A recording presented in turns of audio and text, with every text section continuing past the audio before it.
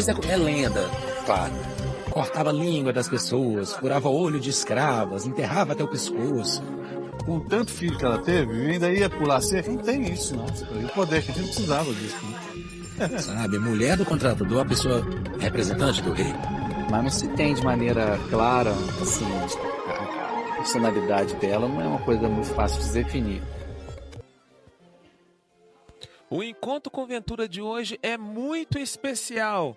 O documentário feito aqui na cidade de Diamantina, vocês vão conhecer a história da Poderosa, da mulher que na época colonial foi uma das mulheres mais importantes do Brasil e que enfrentou o preconceito dos poderosos daquela época. E nós vamos conhecer a verdadeira história da Chica da Silva, a mulher do contratador. E nós vamos mostrar com muito amor e carinho essa história linda de inspiração para todos os brasileiros. Então vem com Ventura, porque nós já estamos na cidade maravilhosa, Diamantina, a cidade dos diamantes. Vem com Ventura, que o Encontro com Ventura está começando agora.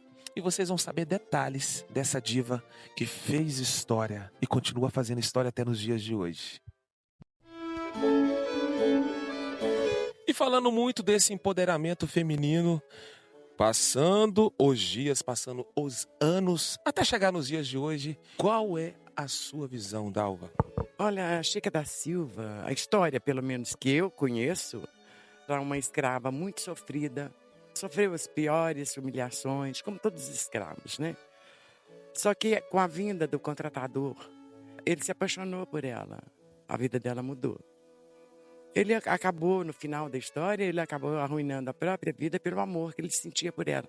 Ele fazia todas as vontades e todos os desejos da Chica da Silva. E tem muita história a respeito dela, que às vezes a gente não sabe se é verdade ou se é mentira, se foi um floreamento, o que foi. Mas a paixão dele por ela e ela por ele, que ela morria de ciúme dele, sendo esse aí é verdadeiro.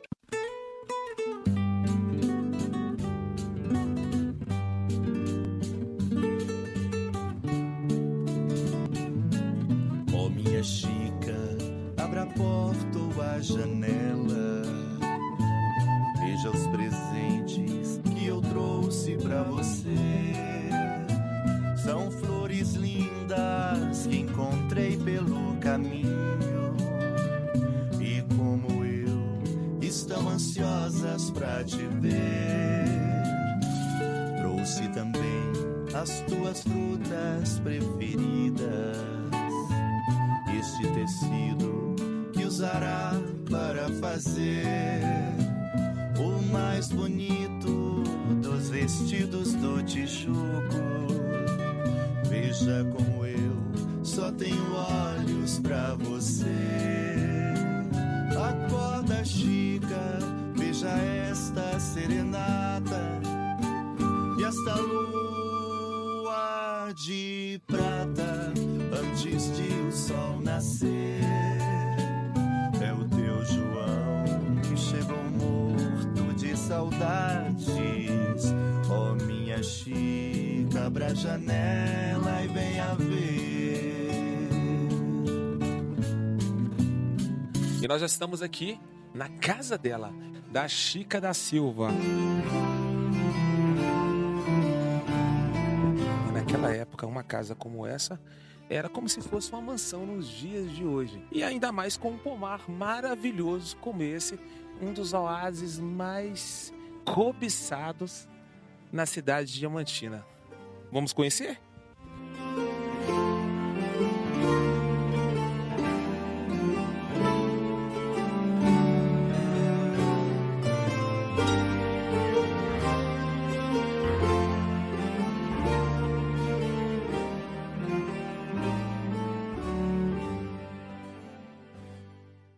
Quem foi Chica da Silva? Vamos desromantizar o que a TV brasileira fala sobre Chica da Silva. Então, a Chica da Silva, ela nasceu entre 1731 e 1735, na região de Milho Verde, filha da Maria Costa, com também homem branco, capitão Caetano Sá. Durante muito tempo, várias histórias foram inventadas em torno de Chica com o objetivo de desmoralizar a pessoa dela. A primeira pessoa que escreveu sobre Chica da Silva foi Joaquim Felício dos Santos, em 1868, onde ele descreveu a Chica como uma mulher feia, desprovida de inteligência, muito baseado no pensamento machista e escravista da época, e não quem de fato foi a Chica da Silva. Em 1970, no contexto que a sociedade brasileira discutia questões relacionadas à liberdade sexual, criaram outra imagem para a mulher negra, dessa vez de uma mulata sensual e exuberante. E eles não criaram outra diferente para a Chica da Silva.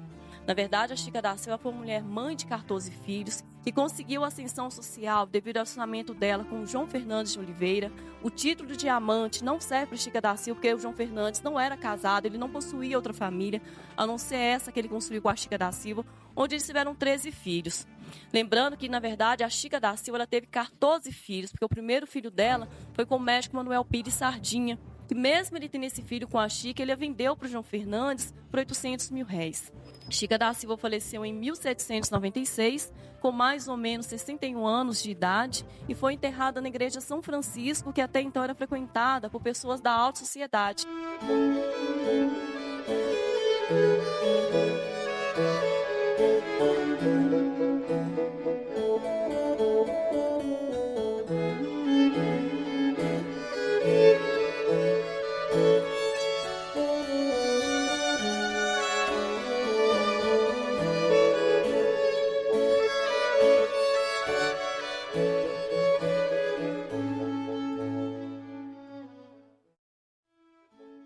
O cemitério fica na parte de fora da igreja, ao lado dela. A ossada da Chica foi retirada daqui há alguns meses para ser feito um estudo e a sua devolução a esta igreja ocorreu apenas há 3 meses atrás. Houve inclusive disputa judicial pela ossada da Chica. E segundo informações dos funcionários da igreja, é esse o túmulo em que está a ossada Chica da Silva. Sem identificação, onde Chica da Silva descansa em paz. Isso mostra que mesmo após a morte de João Fernandes, a Chica continuou fazendo parte da sociedade, que foi uma mulher muito à frente do seu tempo. Que nós vivemos aqui no nosso país, que o preconceito ainda existe. Sim, é porque atualmente nós temos uma lei, né, que criminaliza o crime de racismo. Antes não. Infelizmente, pessoas negras no século XVIII eram vistas como objetos, não eram nem vistas como pessoas. Eram simplesmente objetos, ou de prazer ou de trabalho. Hoje não, nós temos toda uma proteção, nós temos movimentos lutando por essa causa. Sobre os filhos dela, se foram estudados, como que foi a carreira familiar da Chica da Silva. Quando João Fernandes voltou para Lisboa em 1770, ele levou com ele os 4 filhos, mais o Simão, para que esses filhos pudessem dar continuidade aos estudos. As meninas, as 9 filhas de Chica da Silva e João Fernandes, estudaram durante muito tempo no colégio de Macaúbas, em Santa Luzia, que era destinado para a educação das moças da alta sociedade. Aí, após a morte de João Fernandes, a Chica procurou casar todas as filhas com homens brancos. A mais famosa das filhas de Chica da Silva é a Quitéria, a que viveu amaziada com o confidente mineiro Padre Rolim, um agiota, contrabandista. Eles tiveram 4 filhos. E pouco sabemos também a respeito dos descendentes de Chica da Silva, até porque se hoje seria interessante, naquele contexto não. Muitas vezes os filhos tiveram que renegar a própria mãe para conseguir ter ascensão social. Por isso que a Chica da Silva, consciente disso, ela procurou casar todas as filhas com homens brancos. Jaqueline, por onde procurar a verdadeira história da Rainha de Diamantina? Eu recomendo a leitura desse livro daqui, Chica da Silva, Dor de Diamantes, O Outro Lado do Mito. Foi publicado em 2003 pela Companhia das Letras e é o que nós temos de mais fiel a respeito de Chica da Silva. Essa historiadora procurou documentos, ela viajou para fora do país em busca de fontes para poder contar a história de Chica da Silva. Você, como historiadora, é uma grande fã de Chica da Silva. E o que mais ela te inspirou? Conta pra gente. A coragem. A Chica da Silva, para poder se manter nesse status de Dona Francisca da Silva de Oliveira, ela tem sido uma mulher muito inteligente, muito corajosa. Eu acho que ela representa a luta de muitas mulheres negras. Encontrei com a Clara Gomes, empresária. Você gosta muito de história, Clara? Gosto muito de história. E nessas férias estamos aproveitando aí para fazer cidades históricas de Minas Gerais. Estivemos em Ouro Preto no sábado e hoje estamos aqui em Diamantina. E levo meu pequeno para já aí passar esse gostinho aí pela história do Brasil. Agora, falando de Chica da Silva, o que mais você gostou da história da Chica da Silva? A coragem, muito corajosa. E aqui hoje eu pude ver o outro lado, a história dela não romantizada. A verdadeira história dela, uma mulher de luta, conseguiu aí criar uma grande história e ser aí exemplo para as muitas mulheres. Oh, minha Chica, abra a janela e venha ver. Veja os meus olhos como brilham de vontade de encontrar-se de pertinho com os teus, bocas unidas por toda a madrugada. Oh, minha Chica, atenda estes pedidos meus.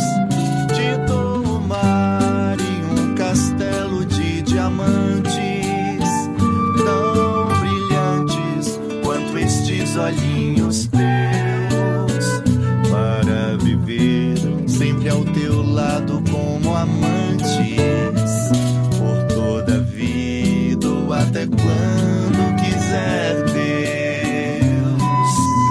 www.guilhermemarraproduções.com.br